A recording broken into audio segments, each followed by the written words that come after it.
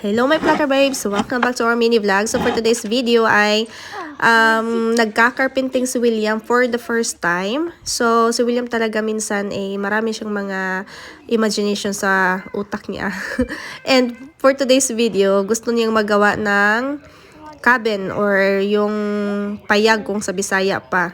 So hinayaan lang namin siya kung anong gusto niyang gawin, which is wala namang masama na magka-carpenting, but I am really amazed na marunong siyang gumamit ng mga machines.